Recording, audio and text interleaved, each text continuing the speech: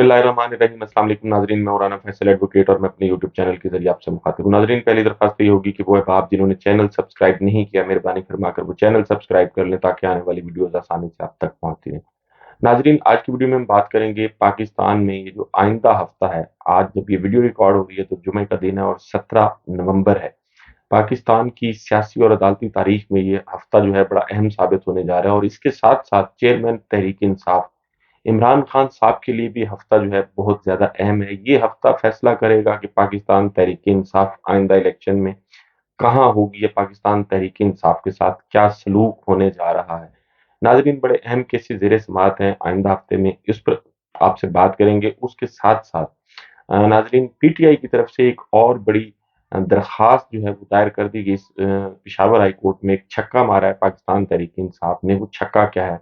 उस पर भी बात करेंगे। उसके साथ साथ नाजरीन, एक और बम गिराने की तैयारी जो है वो भी कर ली गई है पाकिस्तान की इस पिसी हुई और गरीब कौम पर।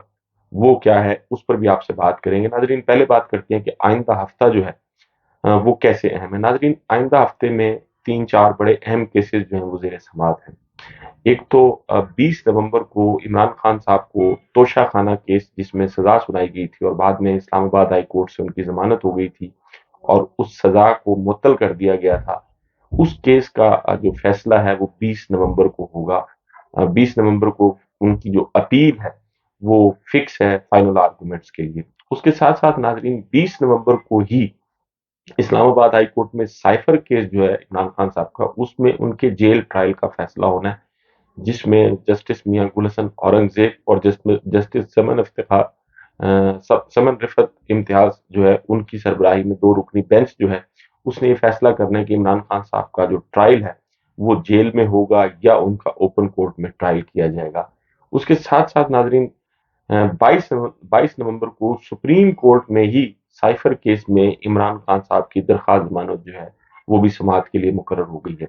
इमरान खान साहब की साइफर केस में जो उनकी ट्रायल कोर्ट थी वहां से जमानत खारिज हुई थी। उसके बाद उन्होंने इस्लामाबाद हाई कोर्ट में अप्लाई किया था जमानत के लिए, लेकिन वहां से भी उनकी दरख्वास्त जमानत खारिज हो गई थी। शाह महमूद कुरैशी साहब की दरख्वास्त जमानत जो है वो भी खारिज हो गई थी ट्रायल कोर्ट से, और इस्लामाबाद हाई कोर्ट से भी उनकी दरख्वास्त जमानत जो है वो खारिज हो गई थी। अब जब ये वीडियो रिकॉर्ड हो रही है तो तब तक शाह महमूद कुरैशी साहब की दरख्वास्त जमानत जो है वो सुप्रीम कोर्ट ऑफ पाकिस्तान में फाइल नहीं की गई, लेकिन इमरान खान साहब की दरख्वास्त जमानत जो है वो तकरीबन 2 हफ्ते कबल फाइल की गई थी सुप्रीम कोर्ट ऑफ पाकिस्तान में और उसको भी समाअत के लिए मुकर्रर कर दिया गया। लेकिन वो बेंच जिसने समाअत करनी है उसमें सरदार तारिक मसूद, जस्टिस याहिया अफरीदी और जस्टिस आयशा मलिक पर मुश्तमिल ये बेंच है जिसने उनकी जमानत का फैसला करना। बुनियादी तौर पर मैंने पहले भी अपनी वीडियोस में एक बात की थी कि सुप्रीम कोर्ट ने अपने तेवर दिखा दिए हैं। जो बेंचेस तश्कील दिए गए थे उन बेंचेस से साफ पता चल रहा था कि पाकिस्तान तहरीक इंसाफ के केसेस जल्द या बदेर बहरहाल फाइनल करने पड़ेंगे सुप्रीम कोर्ट ऑफ पाकिस्तान को, तो इसलिए बेंचेस जो है वो बना दिए गए थे और बेंचेस में जिस तरह जजेस को शामिल किया गया वो उसकी साइंस और उसकी जो टेक्निक है वो अब सबको पता है कि क्या है और बेंचेस कैसे तश्कील दिए गए। इसमें तो कोई दूसरी राय नहीं है कि सुप्रीम कोर्ट ऑफ पाकिस्तान के जो चीफ जस्टिस हैं, बेंचेस की तश्कील उनका इख्तियार है, लेकिन supreme court practice and procedure bill के तहत जो है ये इख्तियार 3 लोगों को दे दिया गया था, 2 सीनियर जज और चीफ जस्टिस साहब। तो नाजरीन, उसके साथ साथ एक और भी बड़ा अहम केस जो है वो 21 नवंबर को इस्लामाबाद हाई कोर्ट में ज़ेर समाअत है और वो है नवाज शरीफ साहब की जो सजा थी, उनकी अपीलें फाइल की गई थी, उन अपीलों पर भी समाअत होनी है। उसके साथ साथ नाजरीन, आज अल कादिर ट्रस्ट केस जो इमरान खान साहब के खिलाफ बनाया गया तो उसमें आज जिस्मानी रिमांड के लिए भी अप्लाई किया गया था। उसमें नैब जो है उनके ऑफिसर्स को ये इजाजत तो मिल गई है कि वो जेल में तफ्तीश कर सकती हैं इमरान खान साहब से। लेकिन नैब की जो ये जिस्मानी रिमांड की इस्तदा थी ये समझ से इसलिए बाहर है कि 9 मई को जब इमरान खान साहब को अगवा किया गया था, मैं जानबूझकर इसमें लफ्ज अगवा का इस्तेमाल कर रहा हूँ कि एक ऐसा शख्स जिस पर कोई इल्ज़ाम है और वो भी इल्ज़ाम साबित नहीं हुआ और अगर वो किसी अदालत में मौजूद है, उसमें दरख्वास्त ज़मानत दायर कर रहा है, अदालत के इवन अहाते में भी आ गया दरख्वास्त ज़मानत दायर करने के लिए, तो उसको गिरफ्तार नहीं किया जाता। लेकिन इमरान खान साहब को अगवा किया गया और फिर अगवा करने के बाद उनका जिस्मानी रिमांड जो है वो भी लिया गया था और उस जिस्मानी रिमांड में उनसे पूछ-गछ कर ली गई थी और इमरान खान साहब ने वो तमाम तर दस्तावेज़ात जो उन्होंने नैब को देनी थी वो जमा करा दी थी। यानी नैब ने जो भी उनको तफ्तीश में जो चीज़ें दरकार थी वो इमरान खान साहब से उस रिमांड के दौरान उन्होंने ले लिया था, लेकिन उसके बावजूद दोबारा जो है وہ نیب کو تفتیش کی اجازت دی گئی. یہ بہرحال کرین انصاف نظر نہیں آتا یہ فیصلہ بشیر صاحب کا جو احتساب عدالت کے جج ہیں. تو ناظرین اس کے ساتھ ساتھ یہ ساری چیزیں جو ہیں یہ اپنی جگہ پہ، لیکن ایک فرد جرم عائد کی ہے سپریم کورٹ آف پاکستان نے پاکستان تحریک انصاف اور chairman P T I Imran Khan صاحب پر. آپ کو یاد ہوگا کہ ایک بڑا دھرنا کیس جس میں بہت سارے لوگوں نے پھر اپنی ریویو کی اپلیکیشنز واپس بھی لی تھی، تو اس میں چیف جسٹس صاحب جو ہیں انہوں نے 4 صفحات پر مشتمل اپنے تحریری حکم نامے میں یہ کہا ہے کہ فیض آباد دھرنے پر احتساب نہ ہونے سے سانحہ 9 مئی دیکھنا پڑا. سپریم کورٹ نے ماضی میں ساز باز سے درخواستیں مقرر نہ ہونے کو تسلیم کیا. سپریم کورٹ اتنے سال کیس مقرر نہ کرنے پر ذمہ داری قبول کرتی ہے. سپریم کورٹ عوام کا اعتماد بحال کرنے کے لیے ہیر پھیر تسلیم کرتی ہے. سپریم کورٹ قرار دیتی ہے کہ ماضی کی غلطیاں نہیں دہرائی جائیں گی. سپریم کورٹ نے فیض آباد دھرنا کیس کی سماعت جو ہے وہ بدھ کو کی تھی، اور تو اس کا حکم نامہ جاری کیا، اور اس میں یہ بھی کہا گیا کہ جی فیض آباد دھرنا کیس کا فیصلہ پرتشدد واقعات کی نشاندہی کر رہا تھا، اور کیس کا فیصلہ مستقبل کے خدشات کو واضح کر رہا تھا. کیس کو مختلف حکومتوں نے 5 سال تک نظر انداز کیا. 9 مئی کے واقعات کا بھی اس میں چیف صاحب نے حوالہ دیا، اور یہ بھی کہا کہ جی 9 مئی کے واقعات جو ہیں وہ بھی اس کی وجہ یہی ہے کہ فیض آباد دھرنا کیس کا چونکہ جو کچھ کہا گیا تھا اس پر عمل درآمد نہیں کیا گیا. بنیادی طور پر یہ چارج فریم کیا گیا سپریم کورٹ آف پاکستان کی جانب سے، اور میں یہ سمجھتا ہوں کہ قاضی فائز عیسیٰ صاحب نے بیانڈ دی جورسڈکشن جا کر ایک بالکل میں سمجھتا ہوں سیاسی بات انہوں نے اپنے فیصلے میں کی ہے، جو جس کے کرنے کی اجازت ان کا منصب ان کو ہرگز نہیں دیتا.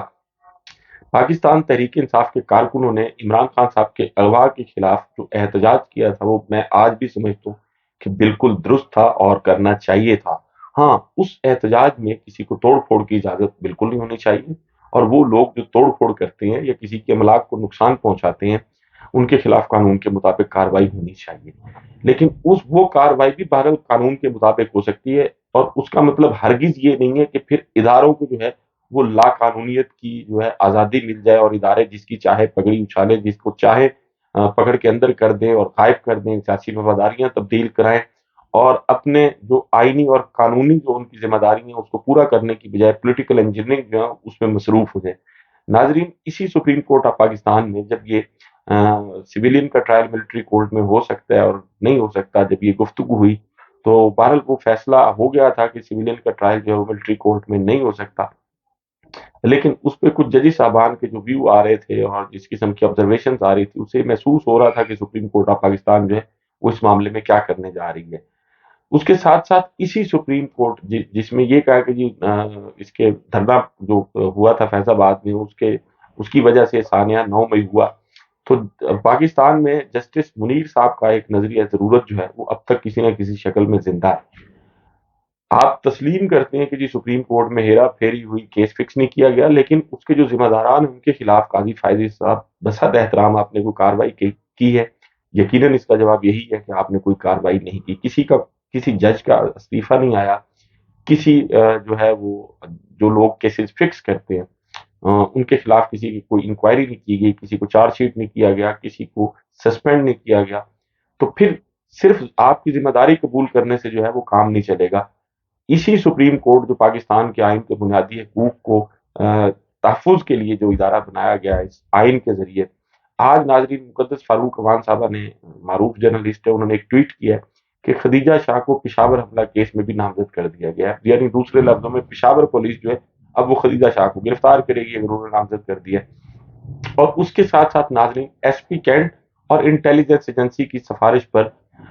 ڈپٹی کمشنر لاہور نے 3 ایم پی او کے تحت خدیجہ شاہ کی نظر بندی کے احکامات جو ہیں وہ جاری کر دیے ہیں. اور پھر اس میں یہ کہا گیا ہے کہ جی 9 مئی کی پرتشدد کارروائیوں میں چونکہ خدیجہ شاہ جو ہے وہ شریک رہی ہیں، اور خدیجہ شاہ کے خلاف جو مواد تھا اس کا جائزہ لیا گیا، اور خدیجہ شاہ دوبارہ امن و امان کی صورتحال خراب کر سکتی ہیں اور امن و امان کی صورتحال خراب کرنے کا باعث بن سکتی ہیں، اس لیے انہیں 30 دن کے لیے نظر بند کیا جاتا ہے. اب جہاں تک ان کی وکلاء کا ٹیم کا تعلق ہے تو انہوں نے اس نظر بندی کو چیلنج کرنے کا اعلان کیا، لیکن بنیادی طور پر ناظرین یہ ایک کالا قانون ہے. یعنی دنیا میں یہ میں سمجھتا ہوں انتہائی معذرت کے ساتھ اللہ تعالیٰ کو بھی یہ اختیار نہیں ہے، نعوذ باللہ نعوذ باللہ، جو اس میں deputy commissioner of Pakistan, deputy commissioner کو دے دیا گیا. ناظرین، ہمارا چونکہ ہم مسلمان ہیں اور ہمارا یہ ایمان ہے کہ ایک روز محشر ہوگا اور اس دن ہر کسی کو اپنے اعمال کا جواب دینا پڑے گا، اور سزا دینے سے پہلے یقیناً یہ بتایا جائے گا اور انسان کے اعضاء بھی گواہی دیں گے کہ انہوں نے یہ جرم کیا۔ لیکن یہاں ڈپٹی کمشنر جو ہے وہ ایک ایجنسی کی طرف سے رپورٹ پر کسی شخص کی نظر بندی کے احکامات جاری کر دیتا ہے اس کو سماعت کیے بغیر۔ اب اگر ایک ایجنسی کہتی ہے کہ جی ہمیں ایک شخص سے یہ خطرہ ہے، تو پھر اس کو بھی سماعت کیا جانا چاہیے جس سے خطرہ ہے۔ ایک ایسی خاتون جو مسلح نہیں تھی 9 مئی کو، اور اب وہ 6 مہینے سے زائد ہو گئے ہیں اس کو وہ زیر حراست ہے، اس سے لاہور کا جو ہے وہ امن و امان خطرے میں پڑ سکتا ہے۔ یہ ڈپٹی کمشنر اور جو انٹیلیجنس ایجنسیز ہے یہ ان کی رپورٹ ہے، پولیس کی یہ رپورٹ ہے۔ تو یہ کتنی سٹوپڈ سی سوچ ہے اور کتنے سٹوپڈ کام کیے جا رہے ہیں اداروں کی جانب سے۔ اور پھر یہ بھی کہا جاتا ہے کہ جی اداروں پر تنقید نہ کیجیے، تنقید نہیں، آپ کے خلاف تو جو ہے وہ مقدمات درج ہونے چاہیے، اختیارات سے آپ نے تجاوز کیا ہے، اور لوگوں کو جو ہے وہ پاکستان میں آپ نے سیاسی وفاداریاں تبدیل کرنے کے لیے جو ہے آپ نے ایک ٹول کا کردار ادا کیا، اور آپ کو ان جرائم کی جو قیمت ہے وہ بہرحال ایک نہ ایک دن چکانی پڑے گی۔ ناظرین، اس کے ساتھ ساتھ پاکستان تحریک انصاف کی جانب سے ایک اور بڑی دلچسپ بھی اور کسی حد تک ایک بڑی اہم پیٹیشن جو ہے وہ فائل کر دی گئی ہے پشاور ہائی کورٹ میں۔ موزم بٹ ایڈوکیٹ ہے جنہوں نے پاکستان تحریک انصاف کی جانب سے یہ پیٹیشن فائل کیا، اور انہوں نے کہا کہ جی پاکستان کے آئین کے آرٹیکل 218(3) کے تحت، اب 218(3) جو ہے وہ بھی میں آپ کے سامنے رکھ دیتا ہوں اس کا اردو مفہوم، کہ 218(3) جو ہے وہ کیا کہتا ہے کہ 218(3) کے تحت ناظرین اس کا جو اردو مفہوم ہے وہ یہ ہے کہ الیکشن کمیشن کا یہ فرض ہوگا کہ وہ انتخابات کا انتظام کرے، انہیں منعقد کرائے اور ایسے انتظامات کرے جو اس امر کے اطمینان کے لیے ضروری ہوں کہ انتخابات ایمانداری، حق اور انصاف کے ساتھ اور قانون کے مطابق منعقد ہوں، اور یہ کہ بدعنوانیوں کا سدباب ہو سکے۔ اب موزم بٹ صاحب نے جو پٹیشن فائل کی اس میں کہا کہ جی 218(3) کے تحت صاف، شفاف اور غیر جانبدارانہ انتخابات جو ہیں وہ ہونے لازمی ہیں، اور گورنر اور نگران صوبائی حکومت جو ہے اس کی آئینی حیثیت بھی متنازع ہے، اور یہاں پاکستان تحریک انصاف کو صوبے میں یکساں مواقع میسر نہیں ہیں، ان کو جلسے کنونشن کرنے کی اجازت نہیں دی جا رہی، مرکزی، صوبائی اور مقامی قیادت جو ہے وہ یا تو گرفتار ہے، اور جو گرفتار نہیں ہے وہ مقدمات کا سامنا کر رہی ہے، اور نگران حکومت جو ہے وہ جانبدار نہیں ہے بلکہ پی ٹی آئی مخالف ہے، اور پھر گورنر کی موجودگی میں صاف شفاف انتخابات جو ہے وہ منعقد نہیں ہو سکتے، اور جو پشاور ہائی کورٹ ہے اس سے یہ استدعا کی گئی ہے کہ گورنر کو انتخابات میں دخل اندازی سے روکا جائے، اور انتظامی افسران کی بجائے جو جوڈیشل آفیسرز ہیں ان کے تحت الیکشن جو ہے وہ کرایا جائے۔ اب اس پیٹیشن میں جو وفاقی حکومت ہے، صوبائی حکومت ہے، گورنر کو، اور اس کے ساتھ ساتھ ناظرین الیکشن کمیشن آف پاکستان کو، اور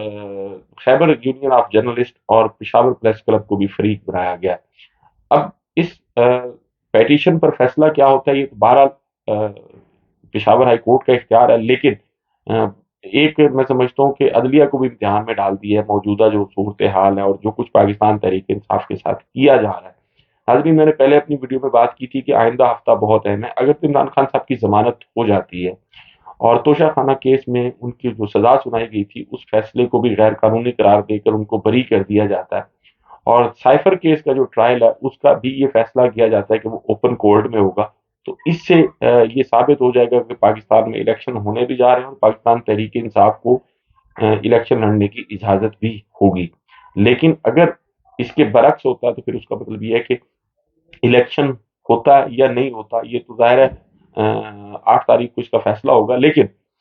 یہ بہرحال طے ہو جائے گا کہ پاکستان تحریک انصاف جو ہے اس کے لیے بالکل لیول پلینگ فیلڈ جو ہے وہ نہیں ہے۔ اس کے ساتھ ساتھ ناظرین ایک اور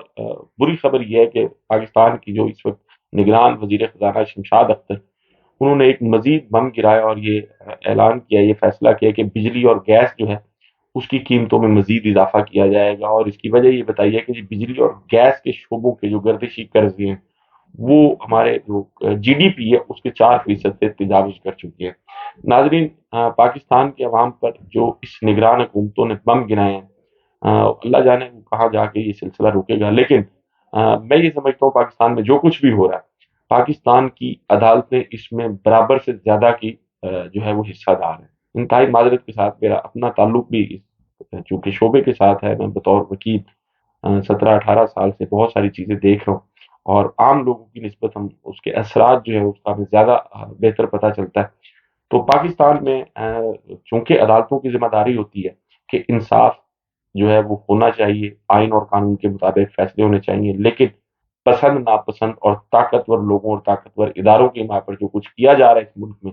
اور عوام کے بنیادی حقوق کو جس طرح پامال کیا جا رہا ہے عدالتوں کی آنکھ کے نیچے اور عدالتوں کے ناک کے نیچے، یہ سب کچھ ہو رہا ہے، یہ انتہائی افسوسناک ہے۔ ناظرین، آپ سے ملاقات ہوگی اگلی ویڈیو میں۔ اپنا اور اپنے ارد گرد کے لوگوں کا بہت خیال رکھیے گا۔ اللہ حافظ۔